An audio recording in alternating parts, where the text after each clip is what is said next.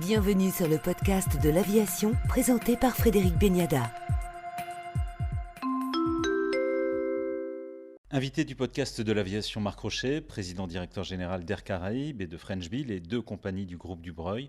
Bonjour Marc Rochet. Bonjour. Après 2 confinements, c'est un nouveau coup dur depuis février, ces nouvelles restrictions sanitaires, ces nouvelles contraintes sur les Antilles.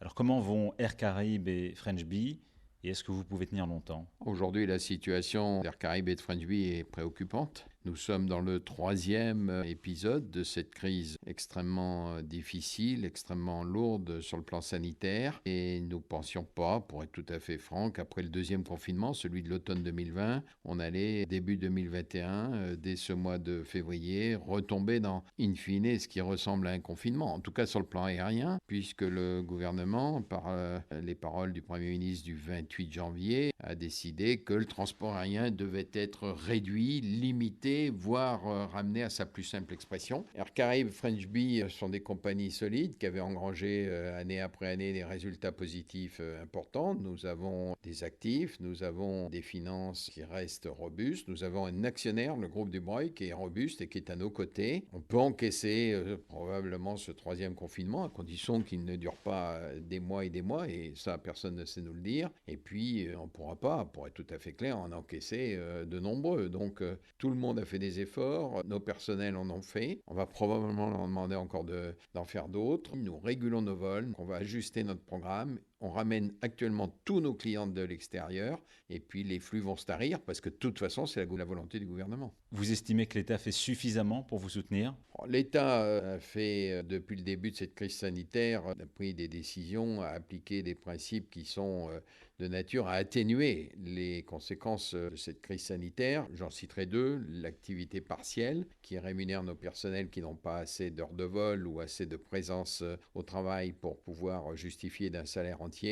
Et puis, nous avons eu accès au niveau du groupe Dubreuil à un PGE. Donc, on a de quoi amortir le choc, mais on ne peut pas le différer non plus sur des années et des années. N'oublions pas que le PGE, il faut le rembourser. Ce que l'État peut faire plus, c'est à lui d'en décider. Ce que nous demandons surtout, c'est 3 choses. Des mesures simples prises pour qu'elles soient compréhensibles par tous, donc qu'elles soient efficaces, donc des mesures lisibles. Deuxièmement, que les mesures d'accompagnement soient appliquées à ce secteur qui est parmi ceux qui sont le plus touchés, le fameux secteur S1 dans le jargon ministériel. Et puis troisièmement, que des mesures soient décidées pour non pas nous aider uniquement à survivre, mais pour nous transformer, pour nous préparer à l'avenir, pour nous moderniser, parce que je pense d'ores et déjà au rebond. Il faudra sortir de la crise, on va en sortir un jour ou un autre, je l'espère, dès 2021. Et donc, il faudra être parmi les compagnies les plus dynamiques. Et Air Caraïbes et French Bee ont cette volonté. Donc, je crois qu'il faut des mesures simples, il faut des mesures très facilement lisibles. Toute complexité nuit encore à l'efficacité de ce que le gouvernement décide. Et donc,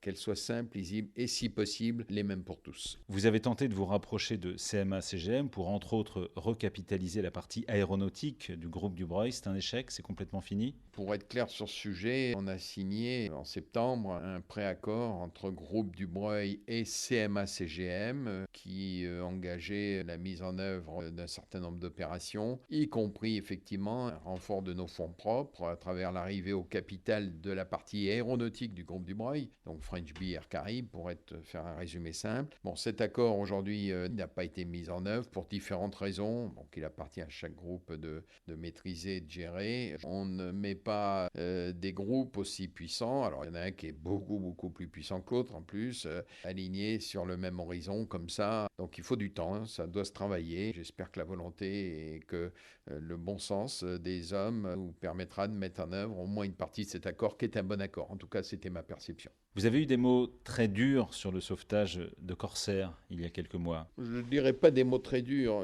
je dirais simplement les choses suivantes. Nous sommes dans un secteur concurrentiel. C'est ainsi depuis des dizaines d'années. Et à l'intérieur d'un secteur concurrentiel, nous sommes dans des régimes démocratiques qui sont gérés par des gouvernements et par la Commission européenne. La concurrence doit être loyale. Ça veut dire qu'elle doit être équitable et que tout le monde pratique les mêmes règles.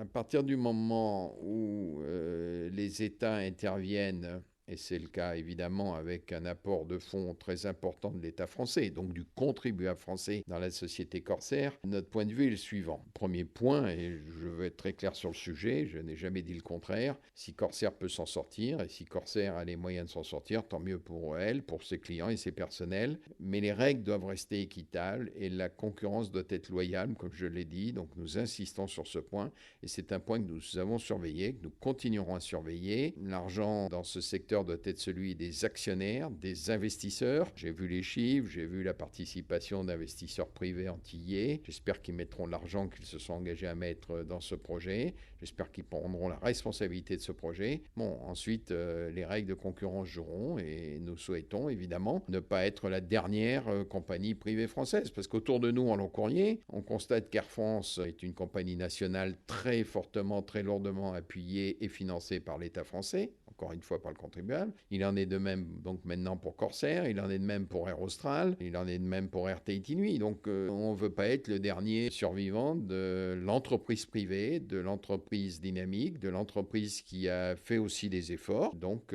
c'est pour ça que nous surveillons tous ces sujets de très près. Et encore une fois, ce n'est pas contre Corsair ou contre qui que ce soit, simplement les règles doivent être équitables et elles doivent être accessibles à tout le monde. Aujourd'hui, vous considérez qu'elles ne le sont pas? J'ai un point de vue très technique sur le sujet. Nous suivons ce dossier, vous pouvez vous en douter, et son évolution. J'attends par exemple de voir la concrétisation de l'engagement des investisseurs antillais. On avait parlé, et ça a été rendu public dans les textes, en particulier de la Commission européenne, des 30 millions. Bon, j'attends de voir les 30 millions, comme on dit dans un jargon un peu trivial, sur la table. Vous maintenez vos investissements, le renouvellement de vos flottes? Oui, nous avons un programme d'investissement évidemment pluriannuel qui était basé sur l'arrivée significative des A350 dans nos flottes. Donc aujourd'hui, entre Air Caraïbes et French Bee, on a 8 A350 opérationnels. On en attend encore 2 en 2021. Nous avons maintenu ces achats ou ces locations longue durée. Le prochain arrive en mai. C'est vraiment, depuis le temps que je vois passer des nouveaux avions dans les flottes dont j'ai eu la responsabilité, c'est vraiment une réussite magnifique d'Airbus. Donc nous maintenons nos programmes et parce que nous croyons à l'avenir et que nous avons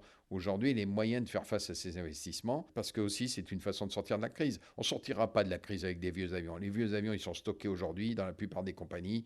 Ils ne sont pas à la ferraille, mais ils vont peut-être y aller. C'est les nouveaux avions qui font le succès des compagnies aériennes de demain. 2 compagnies concurrentes ont disparu sur les Antilles, Norwegian et Level. Oui, c'est les lois du marché qui ont joué. Personnellement, c'est pas parce qu'elles sont plus là aujourd'hui, mais j'ai toujours eu un point de vue relativement prudent sur ces 2 compagnies. On a longtemps présenté Norwegian comme une compagnie low cost. Ce n'était pas une compagnie low cost. J'en donne qu'un seul exemple parce que au-delà des discours, au-delà des affirmations, il faut rentrer dans tous les détails. C'est un métier de précision, l'aérien comme bien d'autres secteurs d'activité. Quand on exploite une flotte d'avions moyen courrier et une flotte d'avions long courrier, on n'est pas low cost. Et donc forcément, on augmente les coûts en étant complexe. Quant à Level, elle avait les moyens d'un actionnaire très puissant. Les raisons de sa sortie du marché, je ne les connais pas toutes, mais j'en citerai qu'un aussi qui montre que quand on va là encore dans les détails, il faut se donner les raisons de la réussite. Level avait acheté des A330-209 très récemment pour entrer dans le marché. C'est pas l'avion le plus moderne, c'est un très bon avion. Il a fait le succès d'Air Caraïbes en son temps, mais c'est un avion d'une ancienne génération. On ne rentre pas dans le marché aujourd'hui avec des avions d'ancienne génération, surtout quand on s'appelle Level, filiale du groupe IAG. Je n'ai pas compris que Level France s'était engagé dans cette direction. Elle en a payé le prix. L'État va recapitaliser Air France. Ça vous inspire quoi, Marc Rochet? Je n'ai pas de jugement là-dessus. Soyons clairs aussi. L'État monte au capital d'Air France parce que je ne vois pas quel investisseur privé pourrait y aller. S'il y avait des investisseurs privés, ça se saurait. Vous avez toujours l'agnac, Marc Rochet? Ah oui. Merci, Marc Rochet, pour le podcast de l'aviation.